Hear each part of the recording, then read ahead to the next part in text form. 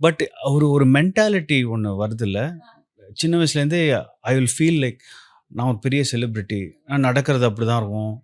Behave பண்றது அப்படியே actual celebrity எப்படி பிஹேவ் பண்ணுவாங்கன்னு நம்மளுக்கு தெரியாது. பட் செலிபிரிட்டின்னா நம்ம காலர் எல்லாம் ஒரு தூக்கிட்டு தோரணை ஒரு வந்துரும். ஸ்டைலா அந்த ஒரு மூட்ல தான் நான் வாழ்ந்தேனே. I lived like that.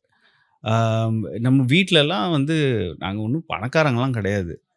Middle கிளாஸ்லயும் வி ஸ்டார்ட்டட் வெரி லோவர் தான். அப்படி ஒரு அப்பா வாஸ் அ பேங்கர்.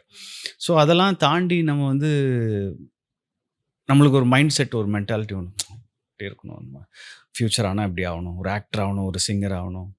இப்படி நடக்கணும், அப்படி பண்ணணும், இப்படி பண்ணணும்.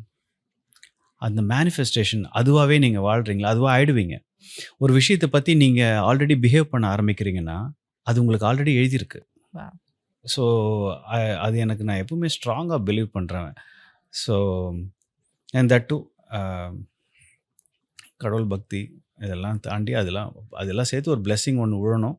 விழுந்தா நீங்க this is how I was. நான் சின்ன வயசுல இருக்கும்போது நான் இப்படி தான் இருந்திருக்கேன். என்னப்பா இந்த பையன் இவ்வளோ பந்தா பண்றான்னு எங்க அப்பா காதுலலாம் நெறைய பேர் சொல்லியிருக்காங்க. ஸோ அப்போ மெச்சூரிட்டி இல்ல. இல்ல. ஸோ பண்ணியிருக்கேன். நான் அப்படிதான் வாழ்ந்தேன். ஸோ கடவுள் புண்ணியத்துல அப்படி இருக்கேன்னு நம்புறேன். நம்புறீங்க. ஓகே.